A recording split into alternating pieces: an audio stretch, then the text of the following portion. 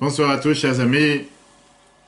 Bonsoir à tous. Nous sommes à quelques jours de Pessah, la fête de la liberté.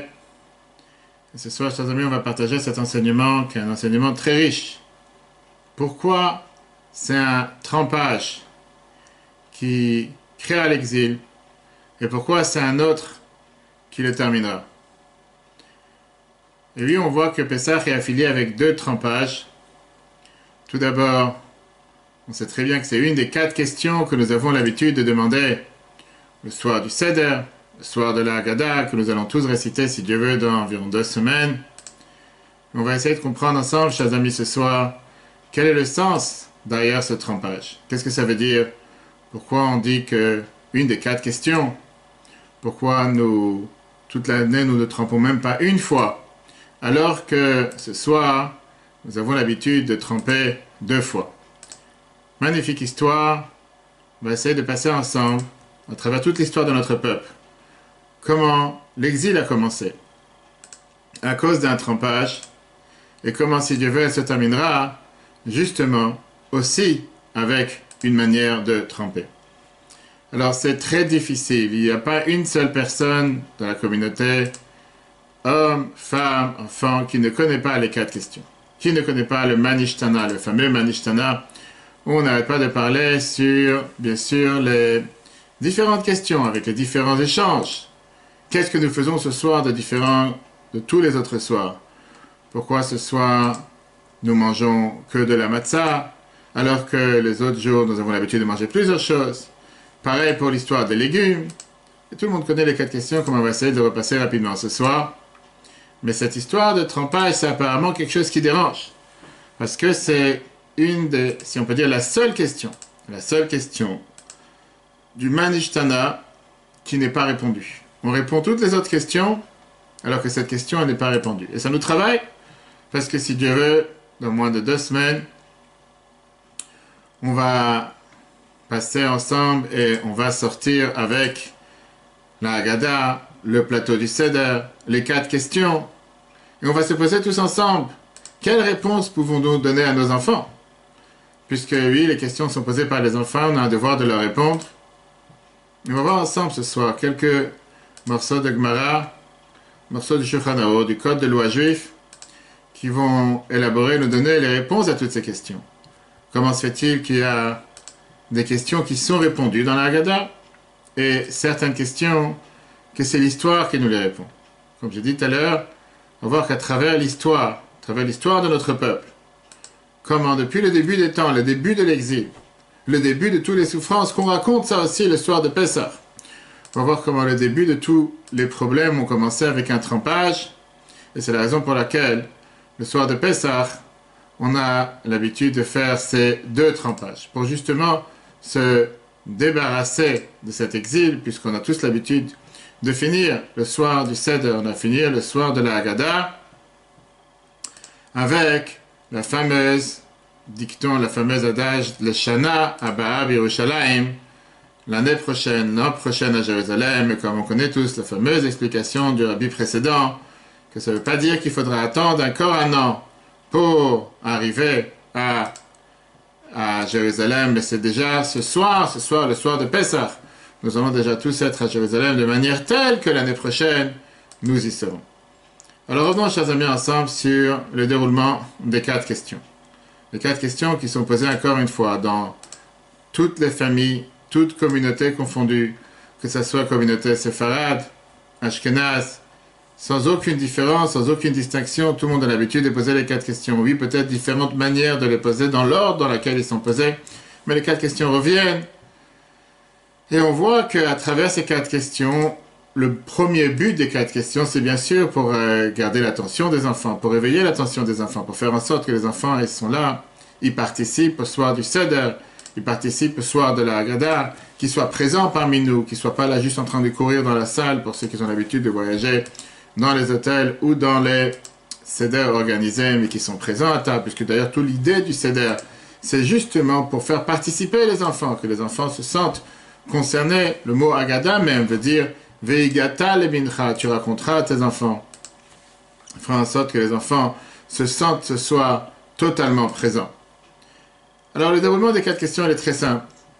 Bien sûr que quand on parle des 4 questions, on veut montrer d'abord la distinction qu'il y a entre ce soir, le soir du Seder, le soir de Pessah, et les autres soirs, en montrant comment se fait-il qu'il y a certaines choses qui sont différentes, soit dans la manière de faire, soit dans l'ordre de faire, et apparemment beaucoup de gens se posent la question, est-ce que dans le long du Seder, quand on suit le rituel du Seder, est-ce que finalement on y a répondu à ces 4 questions, ou bien pas forcément, c'est juste qu'on a posé les questions, mais en réalité, c'est, on va dire, pour faire parler, mais on n'a pas forcément cherché à avoir une réponse. Alors regardons leur ordre. Quand on voit l'ordre des 4 questions, depuis le départ, depuis le début de Manishtana, très simple, la première des questions, on les connaît tous par cœur, on va les répéter rapidement. Tous les autres nuits, on mange du chametz et de la matzah. Ce soir, on mange seulement de la matzah. Où est la réponse à cette question?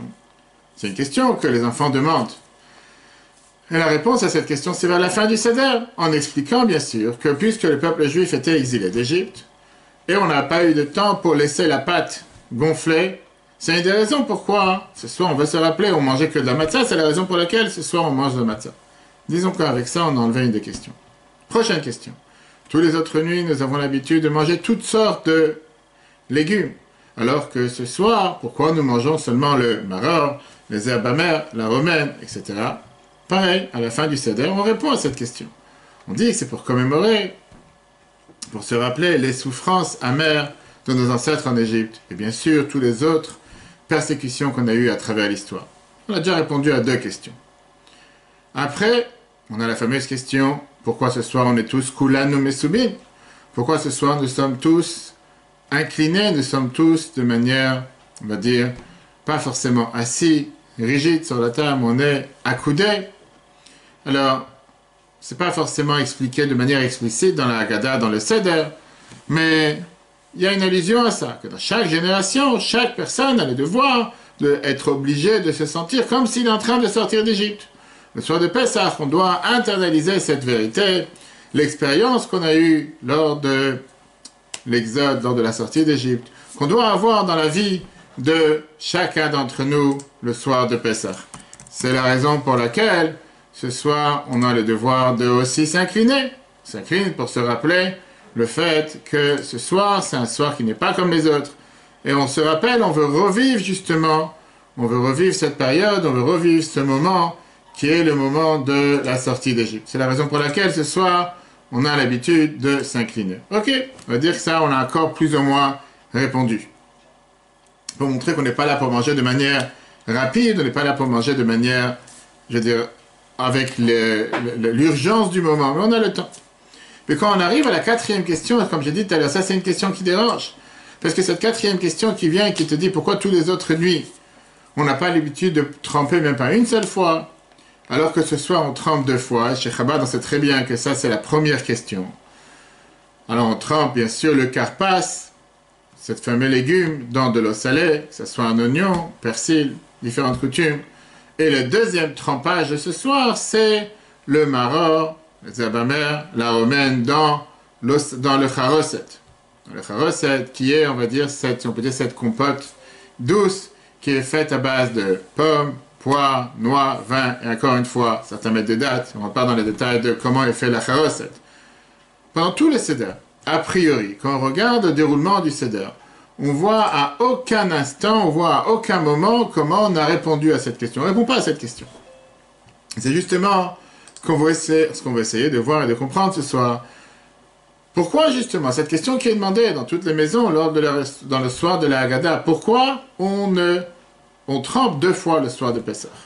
Si on apprend le texte de la Haggadah de manière tout à fait, je veux dire, de manière assidue, on va voir qu'on trouve la réponse. C'est une réponse qui est fascinante, une réponse qui est tragique, c'est une réponse qui donne énormément de force et surtout une réponse qui vient avec un message important pour chacun d'entre nous. Commençons avec ce morceau de la Haggadah, qui est un morceau très riche, dans lequel on raconte et on nous parle bien sûr du début de notre histoire. Et on lit ce verset de Yoshua, on lit le verset qui est le verset de Yoshua, Joshua, le chapitre 24, versets 2 à 4.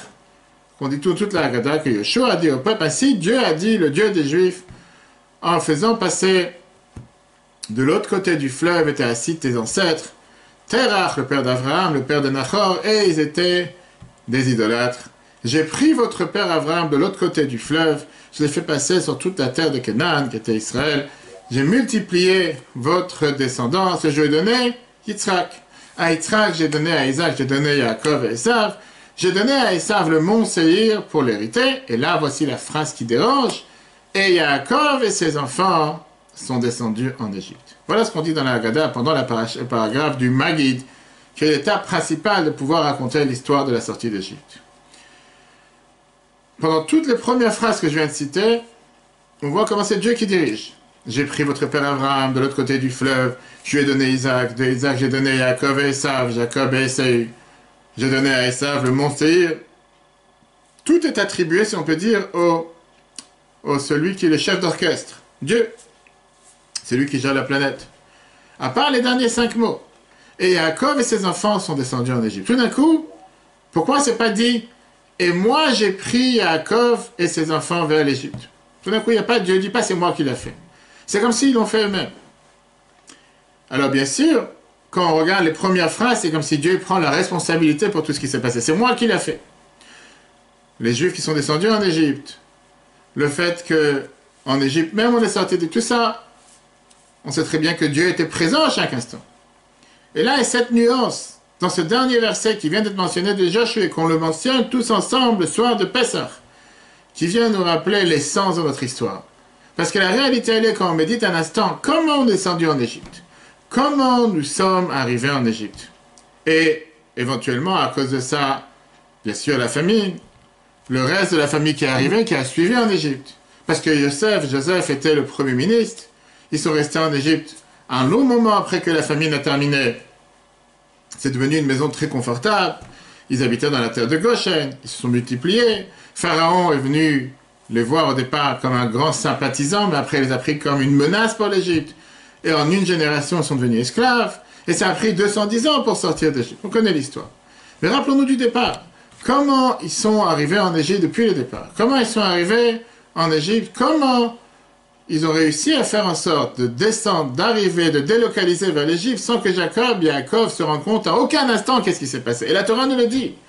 La Torah nous dit ça de la manière la plus explicite dans Genèse chapitre 37, verset 31 à verset 35. La Torah nous dit qu'ils ont pris le manteau, la tunique de Yosef.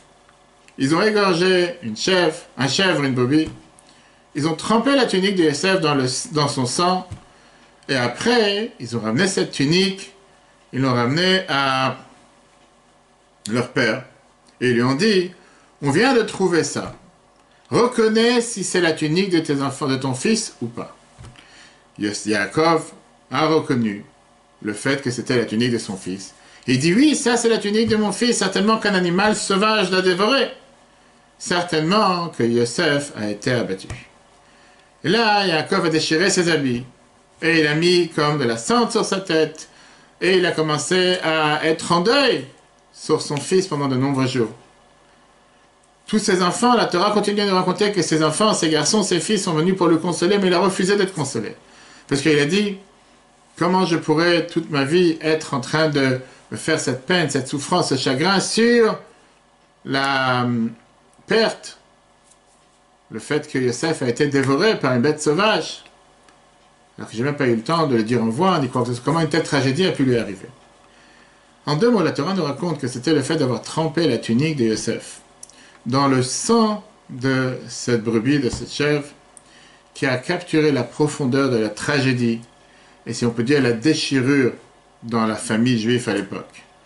Parce que s'il aurait juste tout simplement vendu en esclaves, Yaakov aurait pu très bien aller les chercher et les racheter de la main de ceux qui l'ont acheté.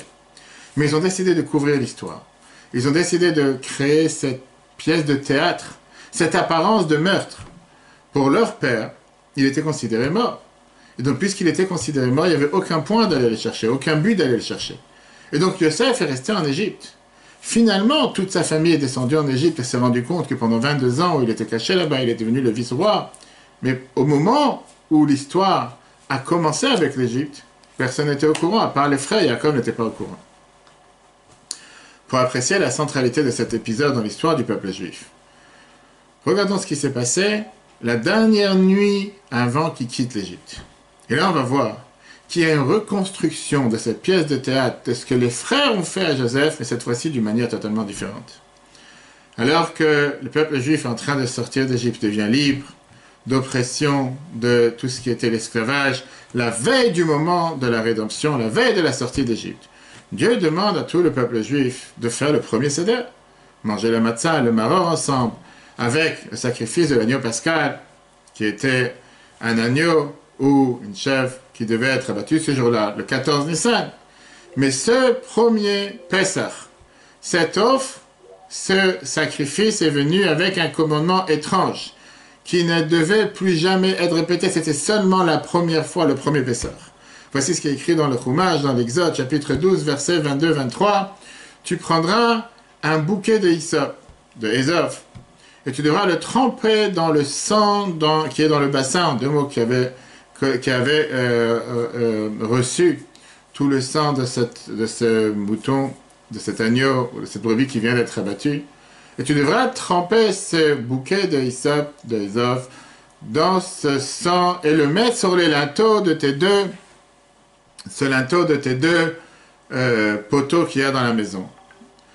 Et à ce moment-là, Dieu va passer demain parmi tous les premiers-nés. Et quand il verra le sang qu'il y a sur les linteaux de tes deux poteaux de la porte, il va sauter sur vos maisons, et Dieu, il ne va pas laisser le destructeur, l'ange de la mort, rentrer dans vos maisons. Voilà l'ordre qui a été donné pour le premier Pessah. Qu'est-ce que ça veut dire? C'est quoi cette histoire?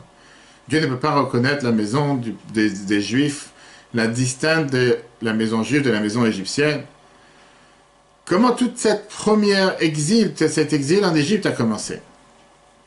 Quand j'ai la question qui dérange, qu'est-ce que Dieu il attend de nous de faire exactement? C'est quoi cette bêtise? Apparemment, mettre du sang sur les linteaux, comme ça Dieu va se rendre compte la différence. Ah, ça c'est une maison juive, l'ange de la mort ne doit pas rentrer pour tuer les premiers-nés, il va sauter cette maison, il va aller dans une maison d'un Égyptien. Mais comme on l'a dit tout à l'heure, comment elle a commencé tout l'exil? Comment a commencé l'exil? Comment nous sommes arrivés en Égypte? Qu'est-ce qui a fait, depuis le début, que les Juifs sont arrivés en Égypte? Ils étaient en train de chercher, si on peut dire, Joseph. Comment Joseph est arrivé là-bas? Ils sont venus pour aller prendre le blé que Joseph avait mis en place. Mais comment Joseph lui-même il est arrivé là-bas? Parce que ses frères ont trempé sa tunique dans le sang d'un animal, chèvre, brebis.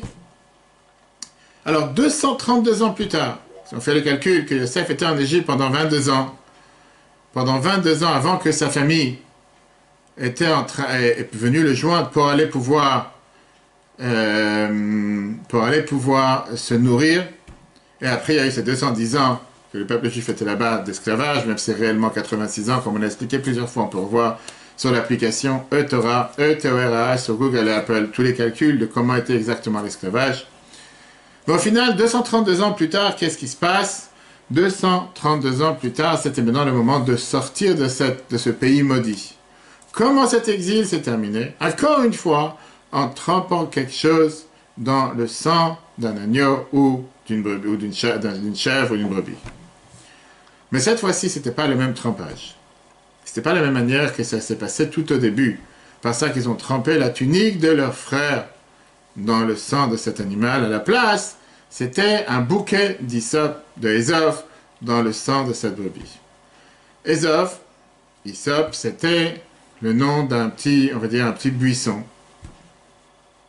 qui était à l'époque très commun dans le Moyen-Orient et qui était utilisé aussi pour un détergent et comme aussi un laxatif. Le roi David pleure et crie dans le psaume 51 « Tu peux me laver, me rincer avec un hyssop, avec un Ézoph, et comme ça je serai purifié. » Le hyssop représente aussi une certaine purification. Rashi d'ailleurs, dans les Nombres, dans le Chumash Bamidbar, chapitre 19, verset 22, il rappelle le fait que le cèdre était l'arbre le plus haut, alors que l'hyssop est le plus bas. Symbolise que celui qui se prend pour quelqu'un de très très haut et qui fait des fautes, il devra se rabaisser comme un hyssop, comme un ver sur la terre, et à ce moment-là, il sera pardonné. Peuple juif, les descendants du Yaakov, encore une fois, ont pris cette chèvre, cette brebis, et à la place d'utiliser son sang pour camoufler la vente de leurs frères, ils ont utilisé le sang pour peindre l'extérieur de leur maison, déclarant qu'ils font tous partie du même peuple, une nation unie, qui est prêt à embarquer dans ce nouveau voyage vers la liberté en tant qu'un seul peuple. qui inclut les 12 tribus d'Israël, sans fragmentation, sans haine et sans division. Vous prendrez ce bouquet d'Isaac et vous le tremperez dans le sang. Ça n'a pas de coïncidence pour la Torah leur demande de faire ça avec un bouquet. Agudat Ezov. En hébreu, le mot Agudat vient du mot Igud, qui veut dire quelque chose qui représente l'unité, l'union. Le fait de ce trempage d'unité, qui a pris place la dernière nuit, justement avant de sortir d'Égypte, c'était le remède, la réparation du trempage de la tunique de Yosef dans le sang de ce qui était au départ, quand ils ont essayé de camoufler, soi-disant, qui venait d'être dévoré ou tué, et qui a engendré après toute leur descente en Égypte. C'est seulement maintenant, une fois qu'ils ont fait ce deuxième trempage, que Dieu pouvait les libérer. Puisque maintenant ils sont devenus une seule nation, un seul peuple, intégré en tant qu'une seule personne. Si jamais ils n'auraient pas été là présents les uns pour les autres, il n'y a aucun moyen qu'ils auraient pu survivre en tant que peuple. S'ils n'auraient pas été prêts à apprendre la leçon de ce qui s'est passé avec Yosef, ils n'auraient jamais pu être libérés de cette enclave qui s'appelait l'Égypte. Parce que leur dispute interne aurait été ce qui aurait marqué leur vulnérabilité éternelle et leur faiblesse éternelle. Prenons un mariage par exemple. Quel est le facteur, on va dire, le plus important qui fait qu'un mariage peut marcher, peut fonctionner ou peut malheureusement plus fonctionner? C'est pas qu'un couple arrête de se battre, débattre ou être en désaccord. Des recherches de plus de 40 ans, les derniers 40 ans ont montré que c'est pas ça l'ingrédient magique ou l'ingrédient important qui fait qu'un mariage peut durer et qui peut être stable sur le long terme. Un seul mot, la confiance. Je peux penser sur les défauts, les habitudes, les comportements de mon mari ou de ma femme qui sont parfois ridicules. Je peux parfois pas du tout adhérer à certaines manières de penser. Mais s'il y a une confiance de l'un à l'autre, si chacun est garanti qu'il a, on va dire, le dos de l'autre, qu'il peut s'appuyer sur l'autre, que son partenaire l'aime vraiment et qu'il sera là toujours pour lui, malgré toutes les difficultés, à ce moment-là, tout le reste rentre en place. La même chose en tant que peuple. Pour nous, pour être une nation, pour devenir le peuple juif, on n'est pas forcément obligé d'être d'accord sur tout ou d'être dans la même direction sur tout ce qu'on allait faire. On voit bien aujourd'hui combien de différentes coutumes, différentes manières d'agir, de faire. Mais on devait découvrir cette unité, ce sens d'union, d'un soutien inconditionnel pour l'un envers l'autre. Maintenant, on peut comprendre pourquoi parmi les 4 questions, la question qu'on demande, pourquoi tous les autres nuits on ne trempe même pas une seule fois alors que la nuit de Pessah on trempe 2 fois. Parce que le Seder, c'est en vérité un voyage à travers l'histoire du peuple juif. La Gemara Psachim, la Mishnah, Psachim, chapitre 10, verset 4, et la Gemara, le Talmud de Psachim, page 116a, nous dit que le Seder de Pessah commence avec Matril Bignut ou Mesayem Bishvar. Commence avec, si on peut dire, des choses qui ne sont pas forcément les plus grandes louanges du peuple juif, mais termine avec nos louanges. Parce que le Seder commence avec nous rappeler d'où nous venons. Mais il termine avec justement la solution. Et ça, c'est aussi reflété dans ce double trempage. Double trempage, parce que le Seder de Pessah vient te rappeler que le but, pourquoi ce soir, on a le devoir de tremper à 2 reprises. Le premier trempage, bien sûr, se passe après le Kiddush, au début du Seder. Avant même de poser les 4 questions, avant même de commencer à lire la Haggadah, on prend ce légume qu'on trempe dans l'eau salée, qui vient nous rappeler le premier trempage qu'il y a eu dans l'histoire du peuple juif. Le fait qu'ils ont pris la tunique de Yosef et qu'ils ont abattu un animal et ils l'ont trempé dans le sang de cet animal. Ce trempage a créé tellement d'eau salée, tellement d'amertume, tellement de larmes pour Yosef, pour Jacob, pour toute la famille, pour tout le peuple juif. Ce qui est fascinant, Rashi, dans le Chumash Bereshit, dans Genèse, Parashat Vayeshev, chapitre 37, verset 3, quand il vient nous expliquer quelle était cette tunique de Yosef, que Yaakov avait fait pour lui, il nous dit « Ktonet pasim », Rashi te dit « La shon kli milad comme karpas ou trelet ». Les habits en laine comme le karpas et le trelet. Le karpas qui est le trelet qui est vu dans la Megillah. Karpas, qu'on est en train de parler justement quand on trempe ces légumes dans l'eau salée. C'est aussi pourquoi certains commentateurs nous disent que le mot karpas, c'est l'acronyme des mots Klal, Rishon, Pe, Segor. Première base dans la vie, ferme ta bouche. Le premier principe, c'est garder ta bouche fermée. Ne parle pas du mal des autres. Que ça peut juste créer, bien sûr, un manque de confiance, discorde, etc. D'ailleurs, C'est très bien que Karpas fait allusion à Samer Perer, qui veut dire le fait d'avoir mis en travaux forcés les 600 000 juifs qui étaient à l'époque. Et c'est ça qui a fait en sorte qu'on est tombé dans cet esclavage, se rappeler l'esclavage qu'il y avait en Égypte. Ça, c'est le premier trempage, au tout début du Seder. Quand on arrive à la fin du Seder, on est maintenant prêt au deuxième trempage. On trempe les herbes amères dans le charoset qui est un charoset qui est doux. Alors, ce mélange de pommes, pois, noix, dattes, différentes coutumes, symbolise le deuxième trempage dans l'histoire du peuple juif.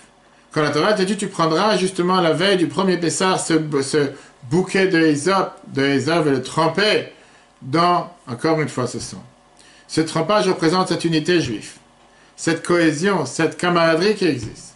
Ça nous permet justement, aux herbes amères de l'histoire du peuple juif, d'être adoucis par ce charoset, par la connaissance du fait que nous sommes là l'un pour l'autre. Le fait que ça nous enseigne qu'on a ce soutien inconditionnel et cet amour pour nos frères et sœurs, en prenant en compte nos différences et parfois le fait que nous ne sommes pas d'accord les uns avec les autres. Ça aussi peut être la raison pourquoi on a le troisième trempage cette nuit, l'œuf qu'on mange au début du repas dans l'eau salée, comme le rameau dans le Shulchan Aruch explique, vient commémorer la destruction, parce que quand on finit la Haggadah et on commence le repas, on est encore en exil. On se rappelle encore une fois le fait qu'on n'a pas encore totalement aboli, totalement fait disparaître cette haine qui parfois est à l'intérieur de nous, et on prend sur soi de pouvoir réparer cette chose-là. C'est ce trempage qui amènera à la rédemption. Le Talmud, l'Almara Yoma 9b, nous dit la phrase suivante, que le deuxième temple a été détruit à cause de la haine gratuite qui existait parmi le peuple juif. Et comment on peut renverser cette idée? Le Rabbi rappelait à chaque fois que c'est l'amour gratuit parmi le peuple juif qui va faire en sorte qu'on pourra renverser cette situation. Même si on a 100 raisons pourquoi ne pas être d'accord, 100 raisons pourquoi nous sommes avec une haine parfois vers tel ou tel, choisissons par le bénéfice du doute d'aimer plutôt que de haïr. La fameuse histoire qui racontait de Rabbi Levi Yitzhak de Berditchev. Une fois, il a vu un membre de la communauté en train de fumer une cigarette le jour de Shabbat, quelque chose qui est interdit d'après la loi juive. Il est parti voir cet homme, Rabbi Levi Yitzhak, qui lui a demandé « Certainement, tu fumes parce que tu ne sais pas que c'est Shabbat aujourd'hui. » Et la personne a répondu qu'elle savait très bien que c'était Shabbat. Alors Rabbi Levi Yitzhak lui dit « Certainement que tu ne sais pas que Shabbat, on n'a pas le droit de fumer. » À ça, la personne a répondu que je sais très bien que Shabbat, on n'a pas le droit de fumer. Alors Rabbi Levi Yitzhak lui dit « Certainement que tu fumes parce que tu penses que c'est bien pour la santé. » Et à ça, la personne a dit « Non, je ne fume pas pour des raisons de santé. » Alors Rabbi Levi Yitzhak lève les mains vers le ciel et dit à Dieu « Regarde, mon cher Dieu, comment tes enfants sont si droits et si honnêtes. Même quand ils font une erreur, ils ne vont jamais mentir à cause de cette erreur. » On doit toujours se rappeler que même si quelqu'un il fait quelque chose, même qu'une erreur, c'est toujours un enfant, même si c'est un garçon ou une fille, qui a pu parfois faire une erreur. C'est toujours notre propre enfant. On doit se rappeler que nous sommes tous des frères et sœurs. Nous faisons tous partie du même peuple, peu importe le niveau de pratique, connaissance ou éducation. Rabbi Elchanan Wasserman était un des grands rabbins lituaniens qui était le dirigeant de la yeshiva de Baranovitch en Russie blanche. Il a été tué par les SS et par leurs collaborateurs de lituaniens en l'été 1941, dans la forteresse de Kovna. Une fois, il a raconté cette histoire. Parmi tous les, on va dire, les plus pires des accusations qu'il y a eu à travers tous les temps sur et contre le peuple juif, les plus pires accusations qui se sont toujours passées, c'était les accusations, au cours des siècles, les mensonges les plus récurrents a toujours été le triste, célèbre, la calomnie de ce qu'on appelle le blood label, l'accusation qu'on utilisait du sang d'enfants catholiques pour faire les matzot. L'origine de ce mythe antisémite se trouve bien sûr en Angleterre médiévale en 1144. Un apprenti accroché qui s'appelait William a disparu à Norwich en Angleterre. Lorsque son corps a été retrouvé, les moines qui ont examiné le cadavre ont affirmé que la tête du garçon avait été percée d'une couronne d'épines. Quelques années plus tard, un moine appelé Thomas a commencé à rassembler les preuves de la mort de William. Son objectif principal, c'était d'établir le garçon comme un saint martyr et d'attirer les pèlerins vers la cathédrale. Presque, à titre accessoire, il a accusé les Juifs de Norwich d'avoir tué le garçon. La diffamation du sang s'est répandue à travers l'Angleterre et l'Europe continentale au cours des siècles, avec des centaines d'accusations, toutes basées sur l'hystérie plutôt que sur des preuves. La plus célèbre de toutes les légendes de diffamation du sang, c'est celle du meurtre rituel d'un enfant nommé Hugh of Lincoln, en Angleterre en 1255. Des milliers de Juifs ont été assassinés. Ça s'est produit dans toute l'Europe pendant des siècles. Pourquoi les Juifs avaient besoin du sang chrétien? Pour cela, ils ont fourni quelques explications. Premièrement, les Juifs souffraient d'hémorroïdes comme punition pour avoir tué le Messie chrétien, Jésus. Et boire du sang était le meilleur remède contre ces hémorroïdes à l'époque. Deuxièmement, il y avait la théorie qui était que tous les hommes juifs avaient des règles et avaient besoin d'une transfusion sanguine mensuelle. Troisièmement, il disait que les hommes juifs, lorsqu'ils sont circoncis, perdent tellement de sang à cause de cette intervention chirurgicale qu'ils ont besoin de boire le sang des bébés chrétiens. Et enfin, l'explication la plus célèbre, c'était que le sang est l'ingrédient principal de la matzah. Et par conséquent, avant chaque fête de Pâques, fête de Pessah, les Juifs auraient besoin d'une grande quantité de sang. De plus, les 4 coupes de vin qu'on boit au Seder, en réalité, c'est vraiment pas du vin, mais c'est du sang des enfants non-juifs. Et on peut voir comment, ça est écrit aussi dans le Taz, le Shulchan Aruch et les autres explications qui ont été données face à ces fausses accusations. Alors, quand au XIIIe siècle, l'Église a adopté la doctrine de la transsubstantation, c'était une idée mystique qui soutient que lorsque le prêtre dit la messe sur la galette et le vin, ces objets se transforment mystiquement en corps et en sang de ce qui était à l'époque Jésus. On dit que les chrétiens qui consomment à ce moment-là ces galettes et buvaient ce vin mangent mystiquement sa chair et boivent son sang. C'est ironique que le monde chrétien, tout en étant engagé dans le rituel de boire le sang de Jésus, ils accusaient les Juifs, à qui il est interdit dans la Torah de boire du sang, de ce crime odieux qui était totalement fabriqué. Mais après, les accusations sont devenues encore plus insensées. À partir de la Suisse, et après, la Suisse c'était bien sûr, il y avait aussi l'Allemagne du XIIIe siècle. Les Juifs étaient accusés d'avoir enlevé des galettes de communion dans les églises. Qu'est-ce que les Juifs avaient à faire avec ces matzot de sang du point de vue chrétien? C'était simplement pour les torturer. Les documents médiévaux racontent que les histoires décrivent comment un Juif, il a volé parfois une galette d'une église, il a mis un couteau à l'intérieur, le sang a commencé à couler, et puis il a coupé en morceaux et l'envoie à différents Juifs qui tous le torturent. C'est tellement drôle. Si ça n'aurait pas été une blague, sinon du fait que des milliers de Juifs ont été massacrés à la suite de ces diffamations. Toute la communauté juive de Berlitz, près de Berlin en Allemagne, ont été brûlés vifs sur la base de l'accusation d'avoir torturé une galette. Il y a une autre éruption de diffamation du sang à la fin du 19e et au début du 20e siècle, dans les sociétés d'Europe de l'Est, en proie à la transformation économique et l'incertitude politique, culminant avec l'affaire Beilis en 1913. D'une façon, l'accusation a maintenant gagné du terrain dans le monde arabe. L'ancien ministre syrien de la Défense, Mustafa Atlas, a écrit un livre répétant cette accusation, tandis que dans de nombreux pays musulmans, la diffamation du sang fait partie de la guerre rhétorique qui était contre Israël. Comment cela a pu prendre racine? La dernière chose qu'un juif mangerait, ce serait du sang. La Torah interdit catégoriquement à un juif de manger du sang. De plus, on dit qu'il y a même une peine de mort céleste, qu'on appelle Chayav Karet, pour un juif qui mange du sang. C'est expliqué et c'est déclaré de manière explicite dans la Bible hébraïque, pas une seule fois, mais plusieurs fois. Alors comment se fait-il que de la part de tout le monde, on avait été accusé, on était accusé de cette accusation ridicule, farfelue, scandaleuse et absurde? Je peux affirmer, avec une exactitude absolue, que l'antisémitisme n'est pas rationnel. Elle a toujours été appuyée et continue à l'être malheureusement dans certains endroits sur des mensonges odieux qui n'ont aucun fondement dans la réalité. Alors bien sûr, avec tout ce qui s'était passé dans les dernières décennies, avec la bande de Gaza ou avec le correspondant juif de CNN, Wolf Blitzer, qui demandait au porte-parole du Hamas s'il croyait que les juifs utilisaient le sang des enfants non-juifs pour célébrer la fête de Pâques. Ça, c'est déjà dans notre époque. Le porte-parole du Hamas ne niera pas cette affirmation. Blitzer le poussait contre le mur pour le nier, mais il refusait de le faire. Imaginez, en 2010, sur CNN, devant des millions de téléspectateurs, un politicien bien habillé ne peut pas dire qu'il est sûr que les Juifs n'ont pas utilisé du sang chrétien et musulman pour la fête de Pâques. Allez comprendre. Et pourtant, la question elle est, qu'est-ce que dans notre comportement a permis à un tel mensonge aussi vicieux de prendre racine à un niveau spirituel aussi profond? pardon, le Rav Hanan Wasserman, il a suggéré que cela peut être lié à ce qu'on a dit tout à l'heure, à ce moment de l'histoire juive, où ils ont pris le manteau de Joseph, ils l'ont abattu, ils ont abattu une chèvre et ont trempé le manteau dans le sang. C'est à ce moment-là que nous nous sommes ternis de sang. Notre long voyage en exil doit corriger cette blessure. Tant que cette blessure n'est pas guérie, nous sommes sensibles à cette diffamation calomnieuse selon laquelle nous utilisons du sang pour notre matzah. Pardon.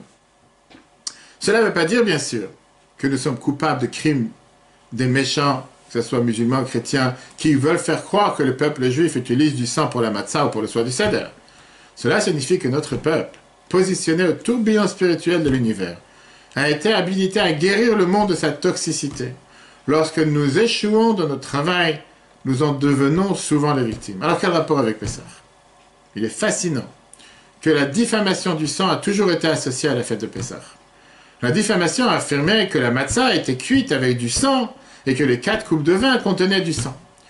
Pourquoi ces infâmes haineux n'ont-ils pas dit que nous trempions nos loulavim, nos branches de palmier, qu'on utilise la fête de Sukkot, dans le sang, ou que nous mettons du sang dans les menorotes, les candélabres qu'on allume ou les beignets que nous faisons Chanukah, ou bien que nous utilisons du sang pour le Kiddush de Shabbat, ou que nous mettons du sang dans les chauffards. Autant de sens que de prétendre que notre matzah contient du sang. Il est logique de dire que notre étrog dégouline du sang chrétien en musulman, et pourquoi pas? Certains historiens soutiennent que cela était dû au fait que pendant la fête de Pessah, les neiges et la glace fondent en Europe, et de nombreux corps sans vie ont été découverts dans les lacs et les rivières, ceux qui sont morts pendant les hivers froids. À un niveau spirituel subconscient, il peut y avoir une vision beaucoup plus profonde.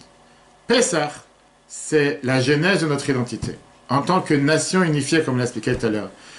C'est pourquoi à Pessah, nous faisons ce double trempage, comme nous l'avons rappelé, parce que nous devenons un seul peuple. Nous devons nous débarrasser de cette toxicité qui est la fragmentation, la haine, les conflits juifs internes. Lors du premier Pessah, et à chaque Pessah suivant, cette profonde blessure dans la conscience juive refait surface. Tant que nous avons effacé le fléau de la haine,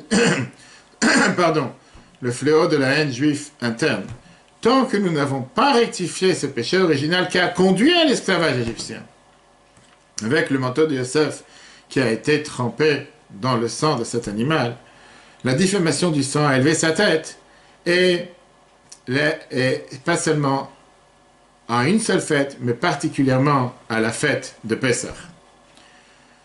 Alors, quand on regarde aujourd'hui, qui a appris de manière la plus réelle dans notre génération la leçon du trempage du manteau dans le sang? Un juif qui s'appelait Menachem Begin. Une histoire stupéfiante qui s'est déroulée il y a un peu plus de 70 ans. C'était un chapitre très controversé de l'histoire juive. Les jours embryonnaires de l'État moderne d'Israël ont vu la montée de 2 opposants politiques qui en viendraient à définir la politique israélienne pour les années à venir. Il y avait David Ben Gurion et Menachem Begin. Les deux avaient peu de tolérance l'un pour l'autre. Menachem Begin était un juif russe, coriace, de Brisk, un combattant, un leader juif passionné. Il avait échappé aux nazis, il a été arrêté et torturé par les soviétiques. Et il est arrivé en Israël, à l'époque appelée Palestine, comme 1942. Alors que l'horrible destruction de notre peuple faisait rage en Europe de l'Est. Le mandat britannique de l'époque était notoirement antipathique aux ambitions juives de coloniser leur ancienne patrie. Mais Begin avait peu de patience pour faire face à une diplomatie sans fin. David Ben Gurion, qui deviendra le premier ministre du pays, a dirigé les institutions les plus traditionnelles qui allaient devenir les principaux acteurs de la fondation de l'État, parmi lesquels la Haganah, pas confondre avec la Haggadah, ou comme elle a été rebaptisée, les forces de défense israéliennes. Il visait à remplir le rôle d'homme d'État, et il était prêt à adopter une position plus conciliante face au monde extérieur et aux Britanniques. Peu de temps après la création de l'État en 14 mai 1948, alors que nous sommes revenus sur notre terre qui a toujours appartenu au peuple juif depuis plus de 2000 ans sans aucune interruption, alors que le petit renouveau de l'État juif lutterait pour sa survie contre les armées arabes unies, Begin accepta que sa force paramilitaire, l'Irgun, soit absorbée dans l'armée israélienne. Mais les tensions entre lui et Ben Gurion étaient loin de terminer. À peine quelques semaines plus tard, le 20 juin 1948, Une importante cargaison de France comprenait des centaines de combattants, des milliers d'armes, des millions de balles et même plusieurs véhicules légèrement blindés, tous à bord du navire Al-Talena, a atterri sur les côtes israéliennes. L'expédition avait été organisée par l'Irgun. Begin avait l'intention que les munitions soient utilisées pour approvisionner les bataillons de l'Irgun combattant actuellement sous la bannière de Tzahal.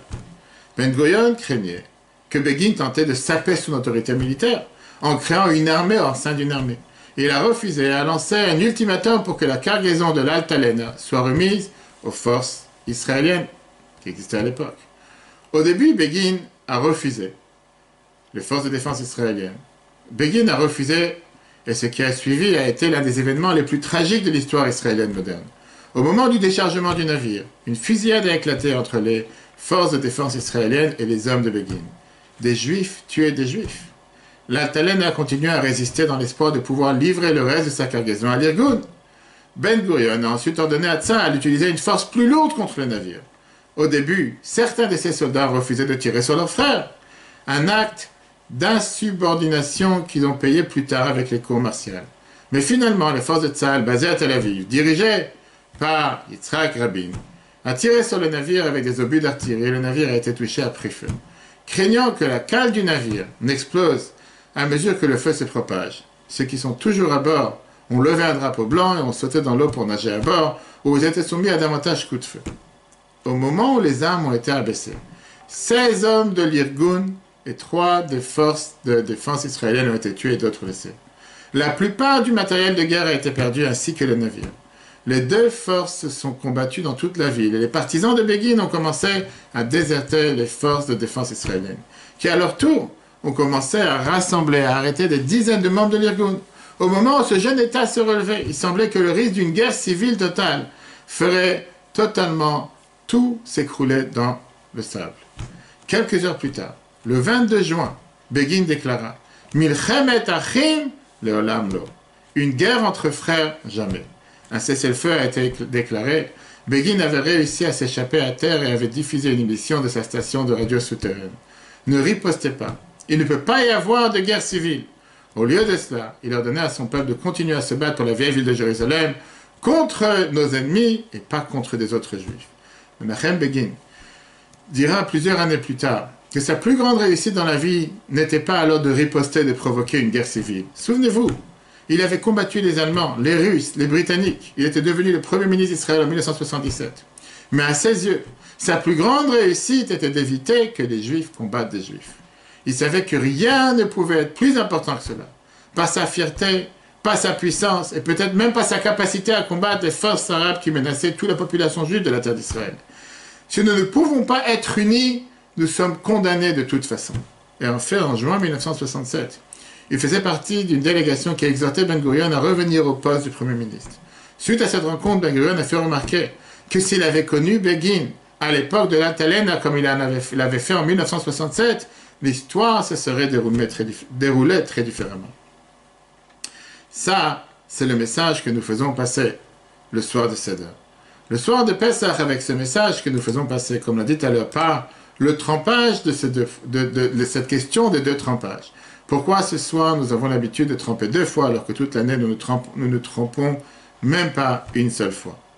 Et la réponse, elle est tellement flagrante, et tellement importante, et tellement riche que ce n'est pas une réponse qui doit être dite dans le Seder de manière explicite comme les autres 3 questions qu'on a vues au départ.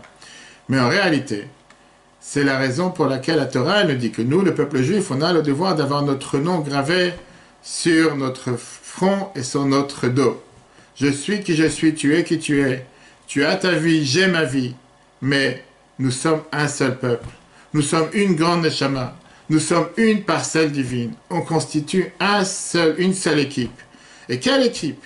Une équipe qui est capable de surmonter toutes les difficultés, qui est dédiée à faire en sorte de rendre la lumière dans ce monde, d'amener la lumière dans le monde. Un monde qui est parfois fracturé, un monde qui est parfois obscur, un monde qui est parfois avec des doutes, mais d'être ce qu'on appelle l'ambassadeur de Dieu sur terre. Et ça, c'est le message de Pessah. Le message de Pessah qui est, on a souffert suffisamment avec le premier trempage. Ça a donné des océans pleins de larmes, d'eau salée. C'est la raison pour laquelle le premier trempage se passe ici dans la salée. Mais on doit terminer la Haggadah, on doit terminer l'histoire de la sortie d'Égypte avec, pas l'eau salée, pas avec des larmes, mais au contraire avec le charoset. Le fait qu'on trempe ces herbes amères, le fait qu'on trempe ces légumes dans ce qui est une douceur, le charoset qui généralement est doux. Parce qu'on est basé maintenant à la fin de la Haggadah, on a compris le message. Le fait qu'on doit avoir ce sens d'unité juif qui est totalement uni, malgré les différences et avec les différences. Et c'est ça qui fera en sorte qu'il nous ramènera à la grande rédemption, qu'il nous ramènera à la Géoula. Comme on l'a dit au départ, c'est la raison pour laquelle, à la fin de la Haggadah, on n'arrête pas de répéter chaque année les Shana Abba Birushalayim, l'an prochain à Jérusalem. Pas pour dire qu'on va attendre encore un an, mais au contraire, le fait que déjà maintenant, ce soir, nous sommes tous ensemble à Jérusalem. Et automatiquement, l'année prochaine, nous serons tous, que Dieu fasse, qu'on vient de commencer le mois de Nissan. Un mois de miracle, le mois de la Géoula, comme le sage nous dit dans la Gemara, comme on l'a pris cet après-midi, on peut revoir sur l'application E-Torah, E-Torah sur Google et Apple. Le fait que Nissan Nigalou, Nissan Atidim Legael, dans le mois de Nissan, on a été libéré. C'est dans le mois de Nissan qu'on sera libéré. Que Dieu fasse que ce mois de Nissan amène la délivrance, amène la joie, amène la santé et la bonne guérison à tous ceux qui en ont besoin et des bonnes nouvelles pour tout le peuple juif et l'humanité tout entière, partout où il se trouve.